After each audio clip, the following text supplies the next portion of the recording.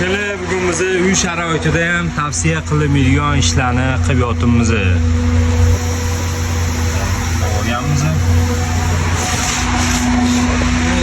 Benzin ahvoli salarga bo'lib qolgan.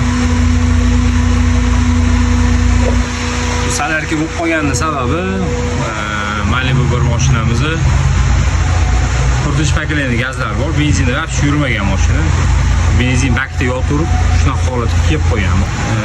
Konsat uchib ketadi, shuni hisobidan shunaqa holatga kelib qoladi.